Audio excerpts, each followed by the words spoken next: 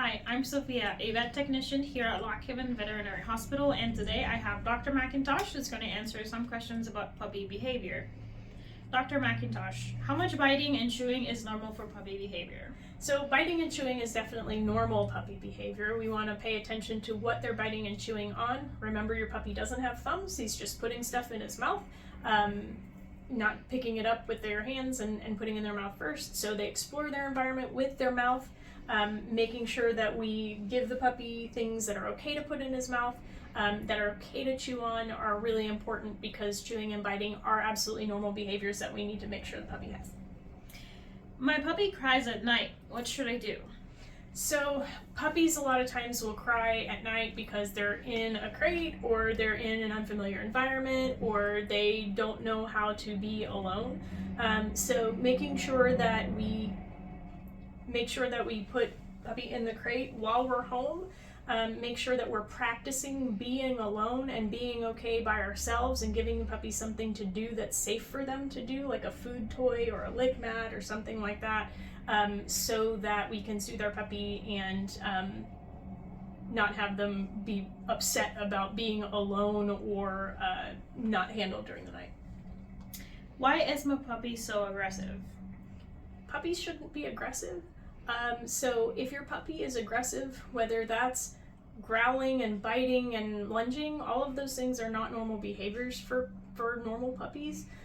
Play can turn into other things, but for the most part, if you've got a puppy that's aggressive, you want to have a conversation with the veterinarian and find out if there's some kind of painful condition that's going on with your puppy, or is there something that you're doing that you're not noticing that's reinforcing that behavior from that puppy, to make sure that we can nip that problem in the bud. How can I get my puppy to calm down? Puppies are babies. Puppies have almost endless amounts of energy, especially at certain times of their lifespan.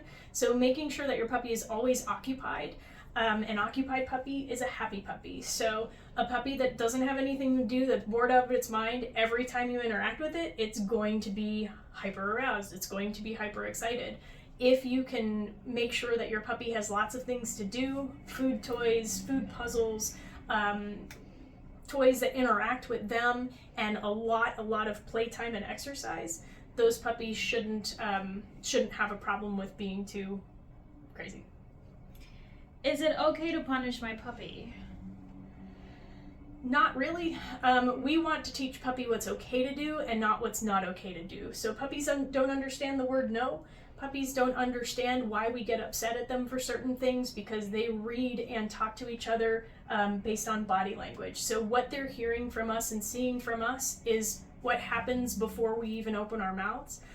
So the big thing is puppy does not understand why you're upset at it. It just sees that you're upset for some reason, and then puppies can become scared of their owners. We certainly want to make sure that we are rewarding the puppy for things that we want it to do. We're teaching it the things that we want it to do so that we don't ever have to punish our puppy for anything. When should my puppy start obedience training? And can they go before getting all vaccinations? So puppies should start training immediately, and those are things that you can do in your house. You can absolutely 100% at home teach a puppy how to sit, how to hand target, how to come to their name, how to walk on a leash, things like that. A lot of puppies do need some structured training, and that is almost more for the pet parent than it is for the puppy. They're not training the puppy to do stuff, they're training you how to reinforce and reward the puppy for doing behaviors that you want to see. So those things can start immediately at home, but for more structured training, we certainly want them in as soon as humanly possible. Vaccines are important, yes, but the chances that a puppy will end up with a behavior problem for not going to a trainer till it's 6 months old because it hasn't had all of its vaccines is more of a problem than a puppy who may be exposed to another puppy at a young age. When is it safe to socialize my puppy? So socialization is exposing your puppy to all of the things in life that it needs to be exposed to. So a lot of people see socialization as it's just between the dog and people or just between the dog and other dogs, and that's not true. So socialization is your puppy being exposed to the bath, to the car, to the crate, to the leash and collar, all of those things. So socialization needs to happen immediately, and it needs to happen because there's a really short period of time in puppy development that they accept things as interesting first and not scary. Once that period of time is over, things are scary first, and then we can teach them that they're okay. So if we don't socialize a puppy to all of the things it needs to learn in life and early on, we may end up with an adult dog who's scared of things like baths, who's scared of things like running water or brushes or being groomed or any of those things that we didn't introduce in a good way when they were young. How do I socialize my puppy with other pets and people?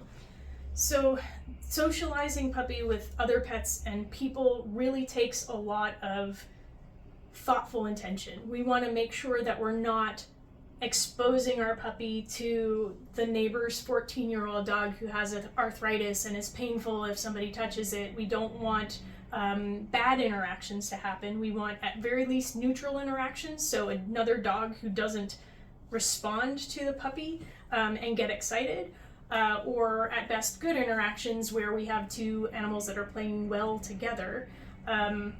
We want to make sure that we're supervising all of those socializing times, making sure that we're supervising any dog-on-dog interaction to make sure we're not overdoing it. And with people, puppies know one thing: food is good. Everything else we have to teach them. So if we can teach them that people have food, people become good, and then in theory all people are something I trust as opposed to something that I need to be scared of. Thank you, Dr. McIntosh. Thanks. If you have any questions about your puppy or your puppy's behavior, you can give us a call here at Lock Haven Veterinary Hospital, and we'd be happy to get you in to see one of our veterinarians.